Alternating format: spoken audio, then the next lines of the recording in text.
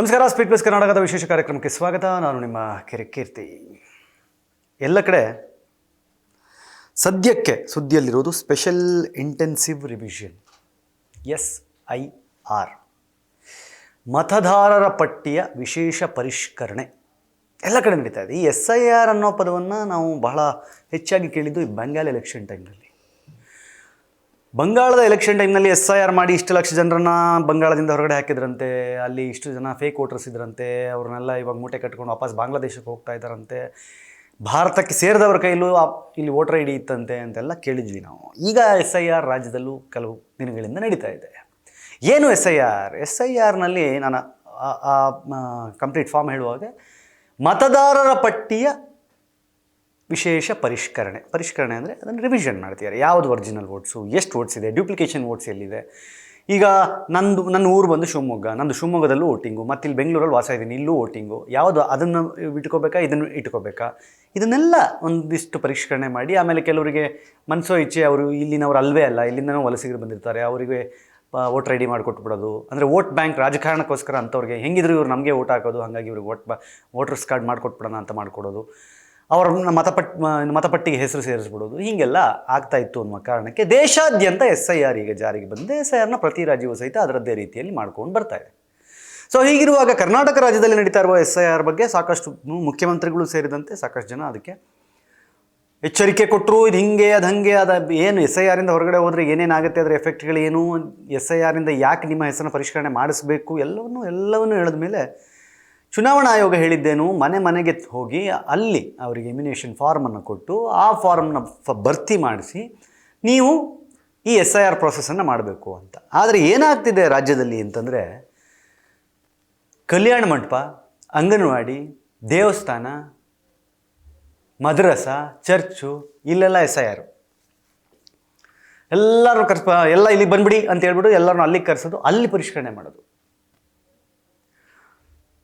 ಈ SIR ಪ್ರಾಸೆಸ್ನಲ್ಲಿ ಯಾವಾಗಲೂ ಹೇಳೋದೇನು ಅಂದರೆ, ಯಾವ ರಾಜ್ಯ ಅಧಿಕಾರದಲ್ಲಿರುತ್ತೋ ಆ ರಾಜ್ಯ ಅಧಿಕಾರದಲ್ಲಿರುವ ಪಕ್ಷ ಅದಕ್ಕೆ ಬೇಕಾದ ಹಾಗೆ ಇದರ ಪರಿಷ್ಕರಣೆ ಮಾಡುತ್ತೆ ಅನ್ನೋ ಆರೋಪ ಕೇಳಿ ಬರುತ್ತೆ. ಅದಕ್ಕೆ ಪೂರಕ ಅನ್ನೋವಾಗಿ ನೆನ್ನೆ JDSನ ರಾಜ್ಯಾಧ್ಯಕ್ಷರು ಮತ್ತು ಕೇಂದ್ರದ ಮಂತ್ರಿಗಳಾಗಿರುವಂತಹ HD ಕುಮಾರಸ್ವಾಮಿ ಅವರು ಒಂದು ಪ್ರೆಸ್ ಮೀಟನ್ನು ಮಾಡಿದ್ದಾರೆ. ಪ್ರೆಸ್ ಮೀಟ್ನಲ್ಲಿ ತುಂಬ ನೇರವಾಗಿ ಕಾಂಗ್ರೆಸ್ ಸರ್ಕಾರ SIRನಲ್ಲಿ ಏನೇನು ಮೋಸ ಮಾಡ್ತಾ ಇದೆ, ಹೆಂಗೆ ಮೋಸ ಮಾಡ್ತಾ ಇದೆ, ಎಲ್ಲೆಲ್ಲಿ ಮೋಸ ಮಾಡ್ತಾ ಇದೆ ಅನ್ನೋದನ್ನು ಫುಲ್ ಡಿಟೇಲಾಗಿ ಹೇಳ್ತಾ ಇದ್ರು. ಈ ಮಧ್ಯದಲ್ಲಿ ಅವರು ಯಶವಂತಪುರವನ್ನು ಪರ್ಟಿಕ್ಯುಲರ್ಲಿ ಹೇಳಿದ್ರು. ಯಶವಂತಪುರದಲ್ಲಿ ಲಿಟ್ರಲಿ ಪ್ರೆಸೆಂಟ್ ಇರುವಂತಹ ಶಾಸಕರ ಜೊತೆಗಿರುವವರೇ ಅವರ ಫೋಟೋ ಇರುವಂತಹ ಕೆಲವು ಡಾಕ್ಯುಮೆಂಟ್ಗಳನ್ನು ಇಟ್ಕೊಂಡು, ಪೋಸ್ಟರ್ಗಳನ್ನು ಇಟ್ಕೊಂಡು ಆ SIR ಮಾಡ್ತಾ ಇರುವಂತಹ ಸ್ಥಳೀಯ ಅಧಿಕಾರಿಗಳ ಜೊತೆ ಸೇರಿಕೊಂಡು ಅವರಿಗೆ ಬೇಕಾದ ಹಾಗೆ ವಿಶೇಷ ಪರಿಷ್ಕರಣೆ ಮಾಡ್ತಾ ಇದ್ದಾರೆ ಅಂತ ಹೇಳಿ ದೂರಿದ್ದಾರೆ. ಅದಷ್ಟೇ ಅಲ್ಲದೆ ನಾರ್ತ್ ಕರ್ನಾಟಕದ ಕೆಲವು ಭಾಗಗಳಲ್ಲಿ, ಮಧ್ಯ ಕರ್ನಾಟಕದ ಕೆಲವು ಭಾಗಗಳಲ್ಲೂ ಸಹಿತ ಕಾಂಗ್ರೆಸ್ ಸರ್ಕಾರ ತನಗೆ ಇಚ್ಛೆ ಬಂದಂತೆ, ಮನಸ್ಸು ಬಂದಂತೆ SIRನ ಮಾಡಿ ಅವರಿಗೆ ಹೇಗೆ ಬೇಕು ಹಾಗೆ ವೋಟ್ ಬ್ಯಾಂಕನ್ನು ತುಂಬಿಸ್ಕೊಳ್ತಿದೆ ಅಂತ ಹೇಳ್ತಾ ಇದೆ. ಇದೇನೇ ಇರಲಿ, ನಾನು ಹೇಳೋದು ರಾಜ್ಯ ಚುನಾವಣಾ ಆಯೋಗ ಒಂದು ವಿಷಯವನ್ನು ಹೇಗೆ ಹ್ಯಾಂಡಲ್ ಮಾಡಬೇಕು, ಏನು ಮಾಡಬೇಕು ಅಂತ ಮಾಹಿತಿಯನ್ನು ಕೊಟ್ಟ ಮೇಲೂ ಸಹಿತ, ಅದಕ್ಕೊಂದು ನಿಯಮ ರೂಪಿಸಿದ ಮೇಲೂ ಸಹಿತ, ಹೇಗೆ ಅಧಿಕಾರಿಗಳು ಇವರನ್ನೆಲ್ಲ ಕರ್ಕೊಂಡೋಗಿ ಗುಡ್ಡೆ ಹಾಕ್ಕೊಂಡು ದೇವಸ್ಥಾನದಲ್ಲೋ, ಮದ್ರಸದಲ್ಲೋ, ಮಸೀದಿಯಲ್ಲೋ ಎಲ್ಲಿ ಹೆಂಗೆ ಮಾಡಿಬಿಡ್ತಾರೆ ಅಂತ. ಈಗ SIR ಆಗಬೇಕು, ಮಸೀದಿಲಿ SIR ಆಗುತ್ತೆ. ಮಸೀದಿಲಿ SIR ಆಗೋಕ್ಕೆ ಮಸೀದಿ ಒಳಗಡೆ ಹೆಣ್ಮಕ್ಳು ಹೋಗೋಕ್ಕಾಗುತ್ತಾ?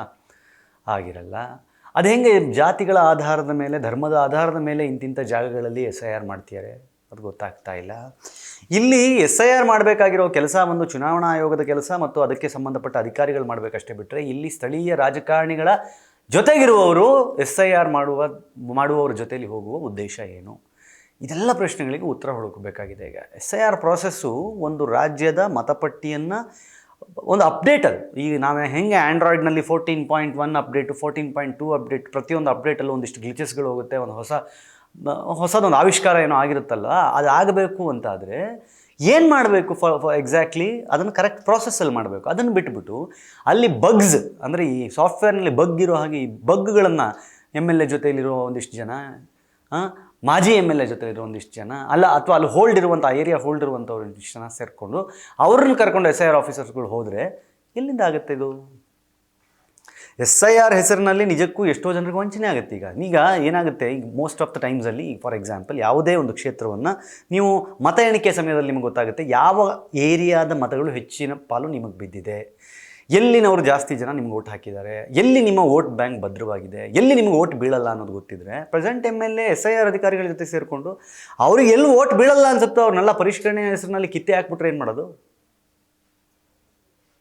ಇದು ಆತಂಕ ಹುಟ್ಟಿಸಿರೋದಿಲ್ಲಿ. ಸೊ ಹಾಗಾಗಿ ಇದನ್ನೆಲ್ಲ ಗಮನದಲ್ಲಿಟ್ಟುಕೊಂಡು ದಯವಿಟ್ಟು ಚುನಾವಣಾ ಆಯೋಗ ಇದನ್ನು ತಲೆಯಲ್ಲಿಟ್ಕೋಬೇಕು. ಈಗಲೇ ಇದ್ರ ಕಡೆಗೆ ಗಮನ ಹರಿಸಬೇಕು. ಆಲ್ರೆಡಿ ಇದು ಕೇಂದ್ರದ ಚುನಾವಣಾ ಆಯೋಗಕ್ಕೆ ಕುಮಾರಸ್ವಾಮಿ ಅವರು ಕಂಪ್ಲೇಂಟ್ ಮಾಡಿದ್ದಾರೆ. ಸಾಕಷ್ಟು ಬೇರೆ ಬೇರೆ ಕಂಪ್ಲೇಂಟ್ಗಳು ಹೋಗಿದೆ. ಶೋಭಾ ಕರಂದ್ಲಾಜೆ ಅವ್ರಿಗೂ ಸಹಿತ ಇದ್ರ ಬಗ್ಗೆ ಧ್ವನಿ ಎತ್ತಿದ್ದಾರೆ. ಸೊ ಇಲ್ಲಿ ನಾನು ಅದನ್ನೇ ಆಶ್ಚರ್ಯ ಆಗೋದೇನು ಅಂತಂದರೆ, ನೋಡಿ, ಎಲ್ಲಿ ಯಾವ ರಾಜ್ಯದಲ್ಲಿ ಯಾವ ಪಕ್ಷ ಅಧಿಕಾರದಲ್ಲಿರುತ್ತೋ ಅವರಿಗೆ ಅಲ್ಲಿನ ರಾಜ್ಯದ SIR ಬಗ್ಗೆ ಯಾವುದೇ ಭಿನ್ನಾಭಿಪ್ರಾಯಗಳಿರಲ್ಲ. ಆದರೆ ಅಪೋಸಿಷನ್ಲಿರುವಂತಹ ಪಕ್ಷಗಳಿಗೆ ಭಿನ್ನಾಭಿಪ್ರಾಯಗಳಿರುತ್ತೆ. ಯಾಕಂದರೆ ಗೊತ್ತು, ಅವರ ಪವರನ್ನು ಯೂಸ್ ಮಾಡಿ ಅವ್ರು ಏನಾದರೂ ಹೆಚ್ಚು ಕಮ್ಮಿ ಮಾಡಿ SIRನಲ್ಲಿ ಪರಿಷ್ಕರಣೆ ಹೆಸರಿನಲ್ಲಿ ಅದನ್ನು ಕಂಪ್ಲೀಟ್ ಡೆಮಾಲಿಷ್ ಮಾಡಿಬಿಟ್ರೆ, ನಮ್ಮ ವೋಟ್ ಬ್ಯಾಂಕ್ಗಳನ್ನೇ ಹೊಡೆದಾಕ್ಬಿಟ್ರೆ. ಈಗ ಕೋಲ್ಕತ್ತಾದಲ್ಲಿ ಆದಂತಹ ಒಂದು ಬಹಳ ದೊಡ್ಡ ಸ್ವಿಂಗ್ ಏನಿದೆ ಈ ಸಲದ ಎಲೆಕ್ಷನಲ್ಲಿ ಆಗಿದ್ದು, ಮಮತಾ ಬ್ಯಾನರ್ಜಿ ಅವರ ಪಕ್ಷ ಒಂದೇ ಸಲಕ್ಕೆ ಅಷ್ಟು ದೊಡ್ಡ ಅಂತರದಲ್ಲಿ ಸೋಲಿಕ್ಕೆ ಪ್ರಮುಖ ಕಾರಣ SIR ಕೂಡ ಒಂದು. SIRನಲ್ಲಿ ಅವರಿಗೆ ಸಾಲಿಡಾಗಿ ಓಟ್ ಆಗ್ತಾ ಇದ್ದಂತಹ ಬಾಂಗ್ಲಾ ವಲಸಿಗರು ಅವರ SIR ಪ್ರೊಸೆಸ್ನಲ್ಲಿ ಅವರು ಕಂಪ್ಲೀಟ್ ಅವರ ವೋಟರ್ ಲಿಸ್ಟಿಂದ ಅವ್ರನ್ನ ಕಿತ್ತು ಬಿಸಾಕಿದ ಮೇಲೆ ಅದು ಎಷ್ಟೋ ಲಕ್ಷ ಓಟ್ಗಳು ಕಮ್ಮಿಯಾಗಿ ಆ ಡಿಫ್ರೆನ್ಸ್ನಲ್ಲೇ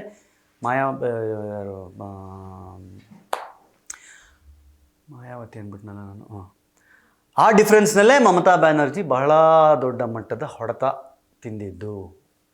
ಅದೇ ಭಯ ಈಗ ಎಲ್ಲರಿಗೂ ಇದೆ. ಹಂಗೆ ಇಲ್ಲ ಆದರೆ ನೆಕ್ಸ್ಟ್ ಟೈಮ್ ಕಷ್ಟ ಇದೆ ಅನ್ನೋದು BJP ಭಯ. ನಾವು ಇದಕ್ಕೆ ತಲೆ ಹಾಕಿಲ್ಲ ಅಂತಂದರೆ ಇವ್ರುಗಳು ಹೆಂಗೆ ಬೇಕು ಹಂಗೆ ಮಾಡಿಸ್ಕೊಂಡ್ಬಿಡ್ತಾರೆ ಅನ್ನೋದು ಕಾಂಗ್ರೆಸ್ ಭಯ. ಇವಾಗ BJP ಆ ಕಡೆ, ಕಾಂಗ್ರೆಸ್ ಈ ಕಡೆ. ಬಟ್ ಎಲ್ಲೋ ಒಂದಿಷ್ಟು ಕಡೆ ನಾವು ಎಷ್ಟು ಸೀಟ್ ಹೊಡಿಬೇಕು ಅಂತಿದ್ರೆ ಅಂಥ ಜಾಗದಲ್ಲಿ ಇವರು SIR ಮಾಡಿ ನಮಗೆ ಬೀಳೋ ಓಟ್ಗಳನ್ನು ಹಾಳು ಮಾಡಿಬಿಡ್ತಾರೆ ಅಂತ JDSನ ಆತಂಕ. ಹಾಗಾಗಿ ಇದನ್ನೆಲ್ಲ ಗಮನದಲ್ಲಿಟ್ಕೊಂಡು ಸ್ವಲ್ಪ ಯೋಚನೆ ಮಾಡಿ ಚುನಾವಣಾ ಆಯೋಗ ಇದಕ್ಕೊಂದು ಕೊಕ್ಕೆ ಹಾಕದೇ ಇದ್ದರೆ ಇದು ಆತಂಕಕಾರಿ ಆಗಬಹುದು. ನಿಜಕ್ಕೂ ಜೆನ್ಯೂನ್ ವೋಟರ್ಸ್ಗಳು ವೋಟಿಂಗ್ನಿಂದ ಮಿಸ್ ಆಗ್ಬೋದು. ನಿಮಗೇನು ಅನಿಸುತ್ತೆ ಕಮೆಂಟ್ ಮಾಡಿ ಹೇಳಿ. ನೋಡ್ತಾರೆ ಸ್ಪೀಡ್ ಪ್ಲಸ್ ಕರ್ನಾಟಕ. ಇದು ನಿಮ್ಮಿಂದ ನಿಮಗಾಗಿ ನಿಮಗೋಸ್ಕರ. ಮತ್ತೆ ಸಿಗ್ತೀನಿ. ನಮಸ್ಕಾರ.